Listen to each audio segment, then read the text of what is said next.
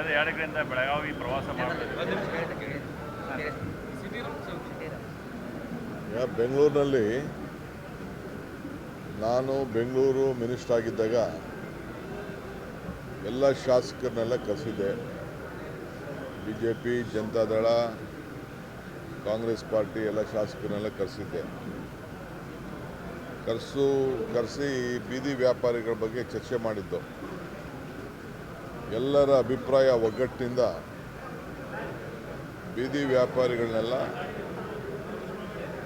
ಎಲ್ಲೆಲ್ಲಿ ಟ್ರಾಫಿಕ್ಕಿಗೆ ತೊಂದರೆ ಆಗ್ತಾಯಿದೆ ಅವ್ರನ್ನೆಲ್ಲ ತೆರವುಗೊಳಿಸಬೇಕು ಅನ್ನೋದು ಎಲ್ಲ ಒಟ್ಟು ಅಭಿಪ್ರಾಯ ಆಗಿತ್ತು. 3 ಪಕ್ಷದವ್ರದ್ದು ಅಭಿಪ್ರಾಯ ಆಗಿತ್ತು. ಆ ಪ್ರಕಾರ ಕೆಲಸ ನಡೀತಾ ಇದೆ. ಆದರೆ ಅವರಿಗೆ ಸೈಡಲ್ಲಿ ಹಾಕೊಳ್ಳಿ ಅಂತ ಹೇಳಿದ್ದೀವಿ. ಆಮೇಲೆ ಸುಮಾರು 60,000 ಜನ ನಾವೊಂದು ಸರ್ವೆ ಮಾಡಿಸಿದ್ದೆ. ಅವ್ರಿಗೆಲ್ಲ ಗುರುತಿನ ಚೀಟಿ ಕೊಡಬೇಕು ಅಂತೇಳಿ ಕೆಲವರೆಲ್ಲ ಸರ್ವೆ ಮಾಡಿಸಿಟ್ಟಿದ್ದೇವೆ. ಒಂದು 30,000 ಜನ ತಳ್ಳೋ ಗಾಡಿಗೆ ವಿವಿಧ ರೀತಿ ವಾಹನಕ್ಕೆಲ್ಲ ಅರ್ಜಿ ಹಾಕ್ಕೊಂಡಿದ್ದಾರೆ.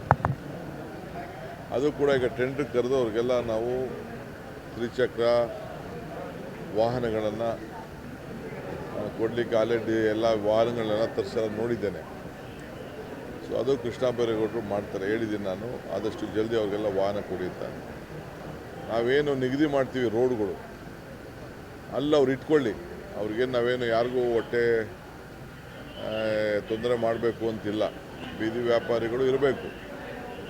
ಆದರೆ ಹಂಗಂತ ಮೇಯ್ನ್ ರೋಡಲ್ಲಿ ಹಾಕ್ಕೊಂಡು ಕವರ್ ಹಾಕ್ಕೊಂಡು ಮಾಡೋಕ್ಕೆಲ್ಲ ಆಗಲ್ಲ.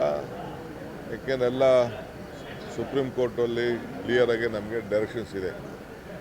ಸೊ ಕೋರ್ಟ್ ಪಾಲನೆನೂ ಮಾಡಬೇಕು, ಜನರ ಅಭಿಪ್ರಾಯನೂ ಕೇಳಬೇಕು. ಸೊ ಅದಕ್ಕೆ ನಾವು ಈ ತೀರ್ಮಾನ ಮಾಡ್ತಾಯಿದ್ವಿ. ಮುಂದಕ್ಕೆಲ್ಲ ಸ್ವಲ್ಪ ಕೆಲವ್ರಿಗೆ ಕಠಿಣವಾದಂಥ ತೀರ್ಮಾನ ಆಗ್ತದೆ. ಸೊ ಈ ಬೀದಿ ವ್ಯಾಪಾರದ್ದು ಈ ರೀತಿ ತೀರ್ಮಾನ ಮಾಡಿದ್ದೇವೆ. ಇವತ್ತು ನಾನು ಏನೇನು ನಮ್ಮ ಕೃಷ್ಣ ಬೈರೇಗೌಡರು ಕಾರ್ಯರೂಪ ಮಾಡಿದ್ದಾರೆ, ಇದು ಅವರೊಬ್ಬರ ಮೇಲೆ ಬಿಡುವಂಥ ಪ್ರಶ್ನೆ ಅಲ್ಲ. ಇದು ಇಡೀ ಎಲ್ಲ ಶಾಸಕರು, ಬೆಂಗಳೂರು ಶಾಸಕರೆಲ್ಲ ಸೇರಿ ನಾವು ಪೊಲೀಸ್ ಅಧಿಕಾರಿಗಳ ಹತ್ರ ಕೂಡ ಚರ್ಚೆ ಮಾಡಿ ಈ ತೀರ್ಮಾನವನ್ನು ಕೈಗೊಂಡಿದ್ದೇವೆ. ಸೊ ಅವ್ರಿಗೆ ಆಲ್ಟರ್ನೇಟಿವ್ ಸ್ವಲ್ಪ ಸೈಡ್ ರೋಡ್ಗಳು, ಬೇರೆ ರೋಡ್ಗಳನ್ನ ಕೊಡ್ತೀವಿ. ಬಟ್ ಅವರು ವ್ಯಾಪಾರ ಮಾಡ್ಕೊಂಡು ಸಾಯಂಕಾಲ ಹೋಗಬೇಕು.